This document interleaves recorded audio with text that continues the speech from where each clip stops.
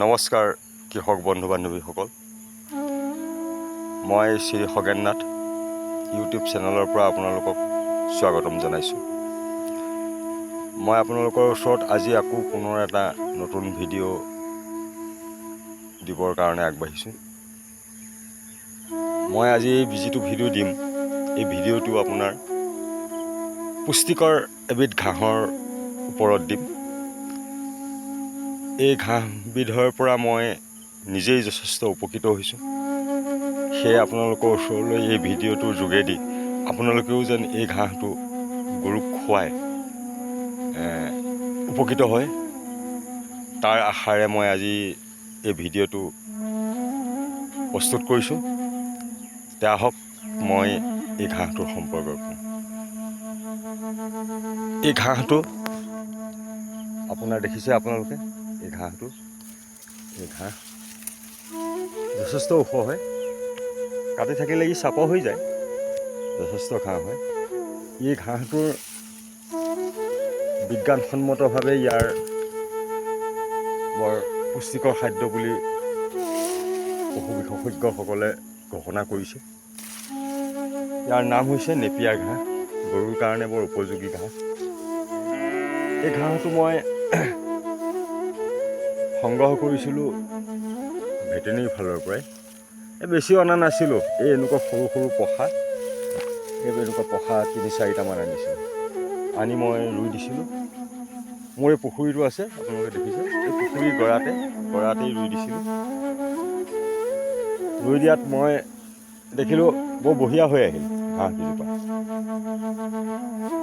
এতিয়া কথা হ'ল কি, এই ঘাঁহটোৰ পৰা আপোনালোকে উপকাৰ কেনেকৈ হ'ব? এই ঘাঁহটোৰ কাৰণে যথেষ্ট জেগা দৰকাৰ নাই, একো নাই। আপোনালোকে পাতলাকৈ 2-এচুবা যদি ৰুই দিয়ে, তাত আপোনাৰ ঘাঁহটো উৎপাদন হ'ব আৰু আপুনি ঘাঁহৰ কাৰণে কোনো ধৰণৰ অসুবিধা নাপায়। মই মানে ইয়াৰ পুখুৰী গৰাটোতে ৰুই দিছিলোঁ। মোৰ পুখুৰী এটা আছে বুলি ইয়াৰ আগৰ ভিডিঅ'টোত কৈছোঁ। এই পুখুৰী গৰাটোতে মই ৰুই দিছোঁ। এই ঘাঁহ দেখিছে আপোনালোকে, কিমান বঢ়িয়া ঘাঁহ হৈছে। মই গৰুজনীক কাটি কুটি খুৱাই থাকোঁ। এয়া দেখিছে আপোনালোকে। ইয়াৰ কাৰণে আপুনি একো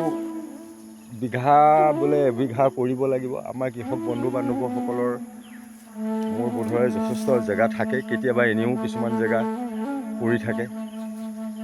তাতে আপুনি পাতলাকৈ, যদি আপুনি সৰহনীয়াকৈ কৰোঁ বুলি কয়, তেতিয়াহ'লে বোলে আপোনাৰ যদি ভাল উন্নত জাতৰ গৰু আছে, তেতিয়া আপুনি সৰহকৈ কৰিব পাৰে। আৰু যদি বোলে নাই, মোৰ 2-এজাৰ গৰু আছে, হাঁহৰো কিছু অভাৱ হয়, সময়ৰ বৰ অভাৱ হয় গৰুকেইটা পালন কৰিবৰ কাৰণে, তেতিয়া আপুনি এনেকুৱা ঘাঁহ গছ পাতলাকৈ, মই পাতলাকৈ ৰোৱা নাই, পুখুৰী এটা গৰাত বঢ়িয়াকৈ হিচাপে মই ৰুই দিছোঁ। আৰু ইয়াৰ কাৰণে কোনো নমৰে। এয়া দেখিছে, এয়া মই কাটি দিছিলোঁ, এয়া চব এই গাঁঠিটোতে আপোনাৰ এতিয়া পসা শিপা মেলিছে। এয়া ওপৰতে এইখিনিতে যদি আপুনি কাটি দিয়া যায়, এইটো ৰুই দিলেই আপোনাৰ এই পসাটো ৰুই দিলেই আপোনাৰ হৈ যাব।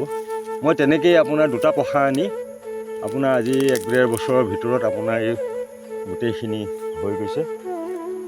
গতিকে কৃষক বন্ধু বান্ধৱীসকল, চাওকচোন, আমি কেতিয়াবা ঘাঁহৰ কাৰণে বৰ অসুবিধা পাওঁ।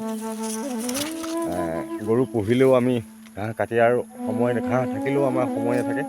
আৰু আপুনি যদি ঘৰতেই যদি কোনো জেগা, অলাগতিয়াল জেগা আমাৰ কৃষক বন্ধু বান্ধৱীসকলৰ কেতিয়াবা বহুত থাকে। তাত তামোলৰ বাৰীত থাকে, তামোলৰ বাৰীতে যদি আপুনি এজোপা ৰুই দিয়া, কোনো অপকাৰো নহয়। এয়া দেখিছে কিমান ওখ হৈ গৈছে। মই এজনীয়ে গৰু, কিন্তু মই খোৱাইবলৈ নোৱাৰোঁ, এতিয়া ওখ হৈ গৈছে। আমাৰ থলুৱা গৰুবিলাকে অৱশ্যে ইয়াক এই ঠাৰিলৈকে খাবলৈ অলপ টান পায়, কিন্তু এই জাৰ্চিৰ যিবিলাক উন্নতমানৰ গৰু, তেওঁলোকে এইবিলাক ইয়াৰ পৰা খায়। গতিকে দেখিছে কৃষক বান্ধৱীসকল। আৰু যদি আপোনালোকে বস্তুটো সংগ্ৰহ কৰাত কিছু অসুবিধা পায়, ক'ৰবাত বা নাপায়, তেতিয়াহ'লে মোৰ লগত যোগাযোগ কৰিব। মই কোনো মূল্য নলওঁ, 2-4 ৰাইজক দিব পাৰোঁ। বৰ বিশেষ এসোপা কঠীয়াও দৰকাৰ নাই। এনেকুৱা দুডাল তিনিডালে কুঁহিয়াৰ গছৰ নিচিনা হয়। এই কুঁহিয়াৰ গছৰ নিচিনা ইয়াতে কাটি আপোনাৰ ৰুই দিলে আপোনাৰ এডাল কুঁহিয়াৰ গছেই আপোনাৰ অন্ততঃ 50 জোপা, যিমানটা গাঁঠি আছে যিমানটা পাব আছে আপুনি তেনেকৈ ৰুই দিলেই আপোনাৰ ভাল ঘাঁহ হয়। গতিকে কৃষক বন্ধু বান্ধৱীসকল, এই ভিডিঅ'টো চাই আপোনালোকে কেনেকুৱা পালে মোক জনাব। আপোনালোকৰ আশীৰ্বাদ সদায় মোৰ ওপৰত থাকিব।